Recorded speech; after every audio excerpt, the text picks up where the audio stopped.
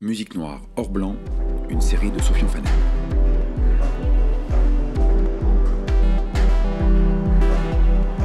Lesjours.fr, l'actualité en série. Épisode 3, Rap, les majors, première sur le racisme. En 2018, le duo PNL a repoussé les avances d'Universal Music France, qui avait pourtant posé 3 millions d'euros sur la table, selon mes informations. De quoi faire tourner les têtes de beaucoup d'artistes, mais pas celles des deux frères de la Cité des Tarterets à Corbeil-Essonnes, qui n'ont pas beaucoup hésité avant de décider de rester indépendants avec leur propre label QLF Records, distribué par le géant du numérique Believe. L'histoire n'a pas été beaucoup ébruitée depuis, encore moins la somme à 7 chiffres proposée, mais elle est symboliquement importante. C'était l'une des premières fois à ce niveau de notoriété que les charmes sonnants et trébuchants d'une major n'opéraient plus dans le rap. Pire, explique un proche du dossier, pour PNL, signer chez Universal, c'était trahir. C'était signer sur une major qui a trop maltraité les rappeurs en France. Ils ont vraiment conscience de ça. C'était un point de non-retour qui venait effriter un peu plus un gros siècle de pratiques d'exploitation et de domination imposées aux musiques noires, nous en avons parlé dans l'épisode 2. C'était aussi un point de non-retour qui venait effriter un peu plus un gros siècle de pratiques d'exploitation imposées aux musiques noires. Car désormais, le rap a conquis les moyens de se défendre et de résister à ce système, jusqu'à mettre en question le fonctionnement même d'une industrie beaucoup trop blanche dès que l'on atteint les étages où se prennent les grandes décisions. Cela n'a pas été un chemin paisible, car la relation du rap avec l'industrie de la musique, symptomatique de son malaise dès qu'il s'agit de s'intéresser aux personnes noires ou arabes derrière les chiffres de vente, a été une succession de « je t'aime moi non plus ». Quand le rap a débarqué dans le disque au tout début des années 80, avec Rapper's Delight, puis une succession de classiques qui en ont rapidement fait un mouvement, l'industrie a fait ce qu'elle a toujours fait avec les musiques noires avant lui. Elle l'a ignoré un temps, puis elle a tenté de l'absorber, en mettant en avant la version la plus blanche et anesthésiée possible. C'était Vanilla Ice aux États-Unis en 1987, Beanie B en France en 89. Dans ce processus, c'est l'exotisme qui domine alors au sein des labels comme des médias, explique Karim Amou, qui est sociologue et chargé de recherche au CNRS, auteur d'une histoire du rap en France publiée en 2014. Pour lui, il y a l'idée longtemps ancrée que cette musique étrange ne peut être qu'un phénomène de mode à exploiter comme tel, sans investir dans une scène diversifiée, sans prendre au sérieux la possibilité de construire les carrières artistiques durables. Le premier surgissement de la culture hip-hop auprès du grand public résume toute cette attitude qui oscille entre curiosité et moquerie envers des jeunes artistes noirs et arabes. C'est HIP HOP, l'émission diffusée par TF1 à leur chaîne publique, entre janvier et décembre 84.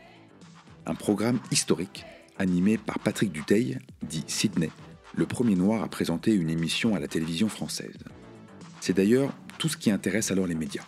Il y a des noirs et des arabes à la télé, et ils sont en jogging. Et la presse de sortir tous les clichés possibles sur le rythme dans la peau ou le souffle tropical qui règne alors sur TF1 selon Télérama, cité dans le livre de Karim Amou. Pourtant, le public est là, l'émission est un succès d'audience et la musique n'en finit pas de livrer de nouveaux disques à une vitesse vertigineuse. Mais pour l'industrie, ce n'est qu'une passade. On va vite revenir au rock, à la variété, à des choses sérieuses et blanches. Pour les maisons de disques, le rap, c'était fini tous les 3 ans, s'amuse aujourd'hui Stéphane Djigui, qui a tout connu depuis 20 ans chez EMI puis chez Because. Mais ça n'a jamais été une vague, en fait, continue-t-il, alors que tous les signes montraient qu'il y avait une musique marquante en train de s'installer et du commerce à faire. On insiste ainsi à des périodes successives d'hypervisibilité et d'invisibilité du rap au fil des années 90. À chaque succès du rap français, Bouge de là de MC Solar en 90, Je danse le Mia d'Ayam 3 ans plus tard, Ma Benz de NTM en 98, les majors et les médias y reviennent, sortent tous les clichés possibles sur la banlieue, la France black blanc beurre, puis s'en éloignent à nouveau. On fait un coup, on prend l'argent qu'il y a à prendre et puis on passe à autre chose. Parce que fondamentalement, le rap n'intéresse personne dans les maisons de disques, explique un ancien du secteur qui préfère témoigner anonymement. Pire, les Noirs et les Arabes de banlieue, personne n'a envie de s'y intéresser. Le rappeur Rossé a connu cette époque où sa musique était vue comme une sous-culture, même pas une culture au début. C'était forcément quelque chose de très passager. Aucune des 3 majors, Universal, Sony et Warner, n'a souhaité s'exprimer sur ces questions dans cette enquête. Il y a dans cette distance placée entre l'industrie et les jeunes rappeurs, majoritairement venus de villes populaires et issus à une ou deux générations de l'immigration d'Afrique de l'Ouest ou du Maghreb, un problème de représentation au sens large, c'est certain, mais je dirais plus précisément un problème de justice, estime Karim Amou. Car ces artistes n'ont longtemps pas eu les mêmes chances que les autres. C'est une représentation injuste et discriminatoire au sens où elle s'appuie implicitement ou explicitement sur des stéréotypes racistes et s'accompagne d'une exploitation économique habituellement défavorable à notoriété et professionnalisme similaires aux artistes non blancs. Il faudrait une étude qui reste à mener pour savoir si les artistes rap ont été plus maltraités que d'autres dans leurs contrats avec les grandes maisons de disques. Mais les histoires ne manquent pas dans le milieu de musiciens débarqués directement du quartier qui ont signé sans que personne ne leur dise de faire viser tout cela par un avocat compétent. Dynasty, DJ historique du hip-hop français, racontait cela dans le livre Combat Rap 2 de Thomas Blondeau et Fred Hanak, publié en 2008. Ça a démarré avec des mecs qui rappaient depuis 6 mois et qui ont signé direct sur des majors avec des budgets de fous, disait-il, comme les mecs de la variété. Mais au fond, ils se sont fait couillonner, parce que plus ton disque est cher, plus tu galères pour rembourser l'avance, donc moins tu touches d'argent à la fin. Et les maisons de disques, pour la plupart, se moquaient bien de cette relation professionnelle mal partie, puisqu'elle n'était pas censée durer avec cette frange de la musique qu'elle ne voulait pas vraiment voir. Il y a bien quelques personnes pour défendre le rap au sein des majors et les grands indépendants dans ces années 90, mais elles sont isolées et négligées au profit du rock ou de la variété. Alors, à la fin d'une décennie, où on les a sans cesse renvoyés à leurs origines et à leur musique exotique, les rappeurs apprennent peu à peu à s'organiser, en France comme aux États-Unis. Ils montent leur propre label, apprennent le business. C'est Sectora, Première Classe, Nouvelle Donne, 45 Scientifiques. Outre-Atlantique, c'est l'époque de Bad Boy Records avec P. Diddy ou Aftermath avec Dr. Dre. Mais beaucoup de ces labels vont subir le même sort que leurs prédécesseurs dans la soul ou le disco, en entrant en relation commerciale avec les majors. Celles-ci commencent par jouer les distributeurs à l'époque du CD où leur puissance industrielle est sans partage, puis elles prennent des parts, invitent les salariés permanents des labels dans leurs locaux, et à la fin, bon nombre de ces artistes producteurs restent éloignés des véritables sièges du pouvoir dans les majors, estime Marc-Anthony Neal, professeur de culture populaire noire à l'université de Duke en Caroline du Nord, dans son article fondateur Sold Out and Soul, qui dissèque l'histoire de la domination blanche sur les musiques noires au sein de l'industrie. Jamais les acteurs de la scène rap ne contrôlent les masters, par exemple. Les masters des enregistrements, c'est-à-dire les bandes sorties du studio, qui sont les lingots d'or sur lesquels le business de la musique est fondé. Les rappeurs ne contrôlent pas non plus les moyens de production ou le pouvoir d'engager des budgets, dit-il. Pour l'universitaire américain, cette relation s'apparente carrément à une version 21e siècle de la plantation, où les artistes et les businessmen du rap sont utilisés mais jamais intégrés. C'est à qui aura son rappeur dans les labels, et pour cela, ils embauchaient des Noirs et des Arabes pour avoir le lien. Mais les Blancs restaient les patrons, raconte encore un musicien. Et ça existe toujours, ça n'a pas beaucoup changé. Dans ces conditions, il était facile pour l'industrie d'effacer en grande partie le rap au cours de la décennie 2000. Non pas faute de matière artistique ou de qualité, les disques et les artistes étaient là, mais à cause de la crise systémique qu'a traversée la musique enregistrée à partir de 2002 en France, face au déferlement d'un nouveau modèle dématérialisé, le MP3 et les échanges en peer-to-peer, qui a échappé à l'industrie. Le disque ne payait plus, les majors se sont alors organisés en panique, et au passage, elles ont rendu des contrats qu'elles jugeaient secondaires. Des artistes de variété en ont souffert, comme Alain Chamfort, mais pour le jeune rap français en pleine explosion, cette période a été vécue comme une trahison, car sa musique, c'était l'avenir. Karim Amou l'analyse ainsi.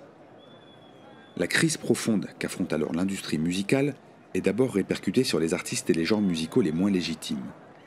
Une intention discriminatoire n'est pas nécessairement présente à chaque fois, mais l'effet d'ensemble de ces multiples décisions individuelles reste néanmoins symptomatique d'une industrie raciste. Les rappeurs font partie des artistes qui payent le plus lourd tribut à ce moment-là, alors même que les ventes d'albums associés au genre baissent moins vite que le reste de l'industrie discographique. Les années 2000, c'est officiellement le retour du rock. C'est The Strokes, les Arctic Monkeys, France Ferdinand, Bébé Brune. Et il y a encore des artistes rap dans les grandes maisons de disques, bien sûr. Il y a Diams, Funky Family, Sniper, mais peu de signatures et encore moins d'artistes en développement. Les majors en particulier préfèrent vendre du rock blanc à des médias qui sont bien plus à l'aise avec cette musique-là qu'avec le rap.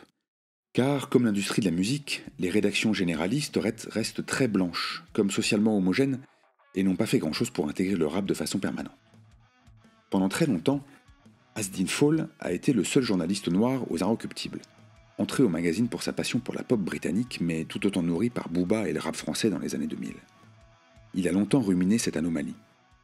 Quand tu passes 8 ans dans la même entreprise et que tu as du mal à croiser un collègue ou une collègue noire, arabe ou asiatique, il y a forcément un truc qui déconne. C'est un problème global qui concerne le métier de journaliste en France, et plus particulièrement celui de journaliste culturel. Le secteur embauche peu, il est sans doute plus difficile de renouveler les idées et les identités, mais lors de ma dernière année, j'allais tous les matins dans une rédac 100% blanche, puis, à partir de 19h, une autre équipe, qui était 100% non blanche, arrivait pour faire le ménage. Ça, je l'ai pris comme une grande violence, une forme de ségrégation sourde, tellement banale qu'elle en devient admise. La situation est plus ou moins la même dans les maisons de disques, où une ou deux personnes racisées s'occupent du rap dans un coin, sans grande considération de la part du reste de l'entreprise. Négligés à travers les années 2000 et 2010, les rappeurs vont trouver un refuge inespéré chez Musicast, un distributeur monté un peu par hasard par un aveugle. Julien Kertudo, venu des instruments avant de virer vers la musique en ligne, fournit alors la logistique à toute une génération, fait circuler mixtapes et albums, invente le marketing en ligne auprès des communautés de fans, pendant que les grands labels sont encore sur les vieux modèles auprès des vieux médias. Sous les radars, Musicast se retrouve ainsi à sortir les disques de Lunatic, de Lacrim, de Jul, de PNL. Des disques qui marchent fort, qui trouvent leur public mais n'intéressent ni les médias ni les grandes maisons de disques. On n'avait pas d'instrument de mesure à l'époque, à part les ventes de disques. Mais quand même, se souvient Julien Kertudo.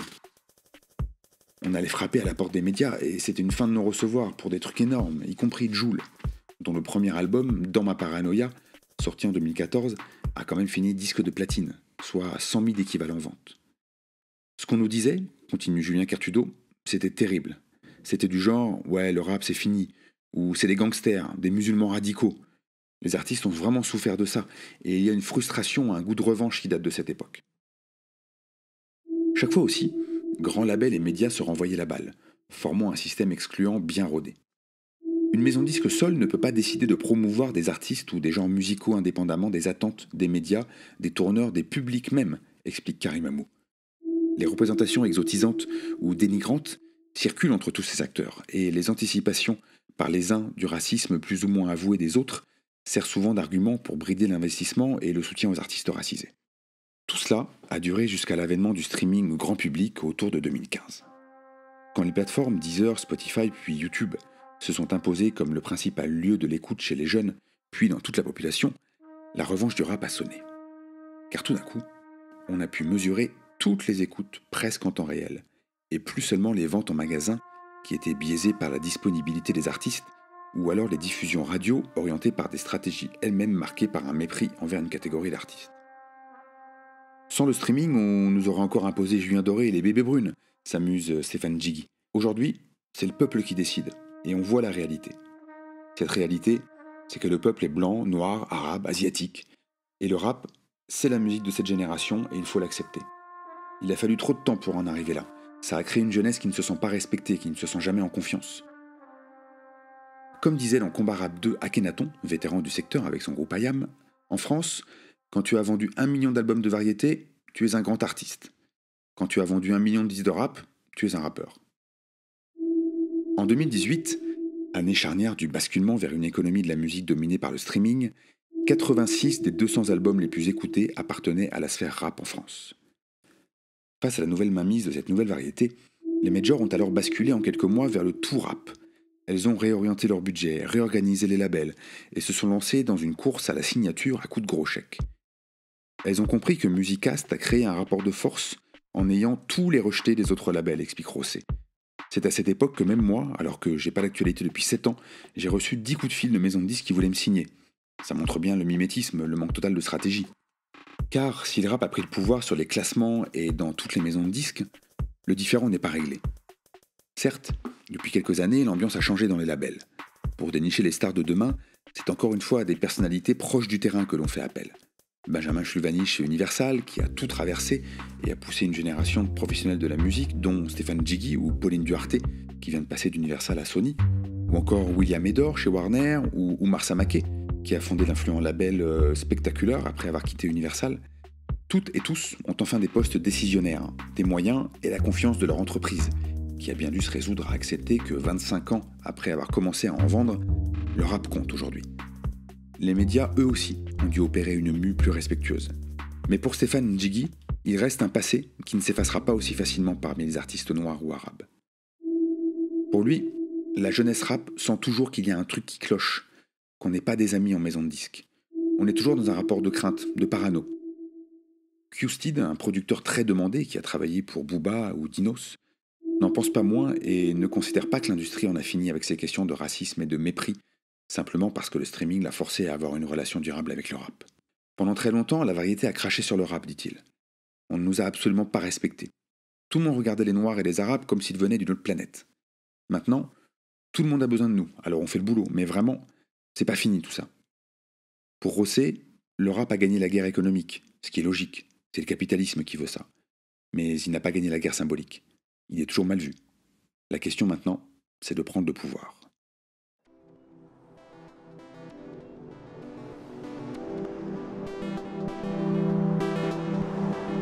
À suivre. Épisode 4, pour en finir avec l'école trop blanc.